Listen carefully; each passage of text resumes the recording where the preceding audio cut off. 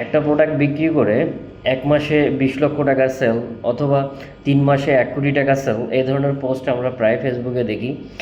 এবং আমাদের বলা হয় যে আসলে উইনিং প্রোডাক্ট পেয়েছে, উইনিং প্রোডাক্টের কারণে এটা হয়েছে। তো আমরা আসলে সবাই খুঁজি যে আসলে উইনিং প্রোডাক্টকে, উইনিং প্রোডাক্ট কোনটা হবে অথবা উইনিং প্রোডাক্ট কীভাবে বের করে। একটা জিনিস আপনাকে বলে রাখি, কেউ কখনো আপনাকে উইনিং প্রোডাক্ট দিবে না, হ্যাঁ? কেউ যদি উইনিং প্রোডাক্ট পায় সে তো নিজেই ওটা সেল করে নিজেই মানি জেনারেট করবে, তাহলে আপনাকে কেন উইনিং প্রোডাক্টটা সে দিবে? তো বেটার হচ্ছে আপনি আপনার উইনিং প্রোডাক্টটা আপনি খুঁজে বের করেন। তো উইনিং প্রোডাক্ট খুঁজে বের করার কয়েকটা প্রসেস আছে। আমি যদি আপনাকে বলি সেটা হচ্ছে অ্যাডস লাইব্রেরিগুলোতে যান বা ক্রিয়েটিভ সেন্টারগুলোতে যান। এখানে গিয়ে দেখতে হবে যে আসলে কোন অ্যাডগুলো চলছে, স্পেশালি বাইরের কান্ট্রিগুলোতে। বাংলাদেশে যেগুলো চলছে ১ বছর ধরে সেটা তো অলরেডি মার্কেটে সেল হচ্ছে, বাট এখনও বাংলাদেশে যেগুলো আসেনি সেই জিনিসগুলো ফোকাস করেন এবং এই জিনিসগুলো বাংলাদেশের মার্কেটে চলবে কি না সেটা আপনাকে খুঁজে বের করতে হবে।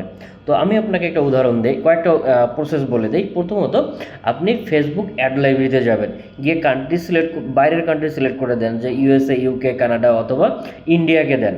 ইন্ডিয়া সিলেক্ট করে ধরেন আপনি শু বিক্রি করবেন অথবা আপনি অন্য যে কোনো প্রোডাক্ট সেল করবেন। এটা হতে পারে পেট প্রোডাক্ট, হতে পারে শু হতে পারে, অথবা অন্য যে কোনো আইটেম হতে পারে।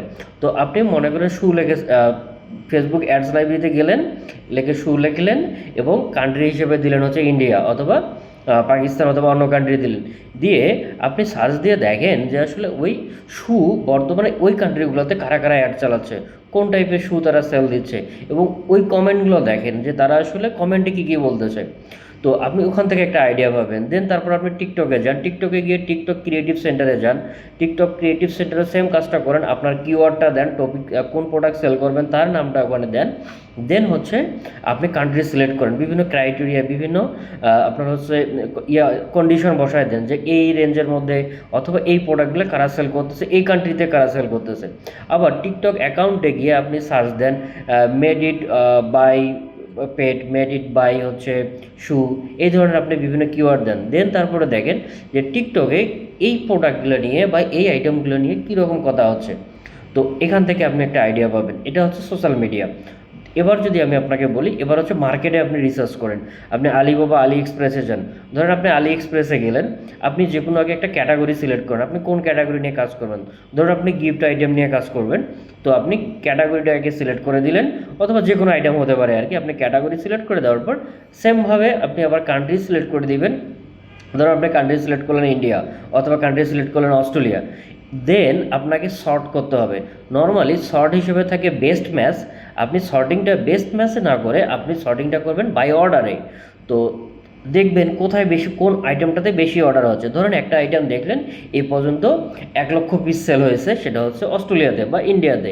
তো যে আইটেমটা ১ লক্ষ পিস অস্ট্রেলিয়াতে সেল হয়েছে বা ইন্ডিয়াতে সেল হয়েছে, ধরে রাখেন আগামী কয়েক মাসের মধ্যে এটা বাংলাদেশেও ভালো সেল হবে। কারণ হচ্ছে ওই সব দেশ থেকে আমাদের বাংলাদেশের ট্রেনটা আসতে মোটামুটি ৩ থেকে ৪ মাস বা ৫ মাস টাইম লাগে। তো আপনি যদি ওই আইটেমটা সিলেক্ট করেন এবং আপনি আরও এর পাশাপাশি বাকি রিসার্চগুলো করবেন যে এটা আসলে বাংলাদেশে মানুষদের জন্য আসলে প্রবলেম সলভ করবে কি না, বা এটা আসলে মানুষকে একটা ওয়াও ফিল করাবে কি না, বা এই আইটেমটা আসলে যে কেউ কিনে অন্য কেউ কেনার জন্য বলবে কি না, এই যে বিষয়গুলো, এই কোশ্চেনগুলো আগে আপনি করেন। করার পর ফুল রিসার্চ করেন, প্রোডাক্টগুলোর হচ্ছে রিভিউ দেখেন।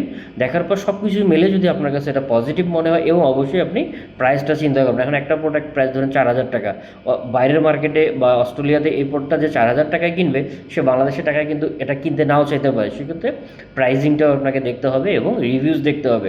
অনেকে প্রোডাক্টটা কিনে হয়তো ব্যাড রিভিউ দিয়েছে কিনা, সে রিভিউ রেশিও কীরকম, 4 স্টার কতগুলো, 5 স্টার কতগুলো, বা 1 স্টার কতগুলো পেয়েছে, এই সম্পূর্ণ বিষয়টা আপনি রিসার্চ করেন। তো এই বিষয়ে যদি আপনি আরও ইন ডিটেলস ভিডিও চান, কীভাবে আমি প্রোডাক্ট রিসার্চ করি, কীভাবে আমাদের বিজনেসের জন্য আমরা কীভাবে প্রোডাক্ট রিসার্চ করি, এটা আপনি যদি চান তাহলে আমি অন স্ক্রিনে আপনাকে আমি এটা দেখাতে পারি। বাট আপনি আমাকে কমেন্ট করে জানান যে ইন ডিটেলস আপনার এই বিষয়ে ভিডিও দরকার কিনা। কমেন্টে লিখুন হচ্ছে নিড ভিডিও, বা শুধু লেখেন ভিডিওস, দেন হচ্ছে আমি এই বিষয়ে একটা ডিটেলস ভিডিও বানাবো, অথবা ভিডিও বানানো থাকলে আপনাকে ওটা দিয়ে দিব আর কি। তো দেখা হবে পরবর্তী ভিডিওতে। আসসালামু আলাইকুম ওয়া রাহমাতুল্লাহ।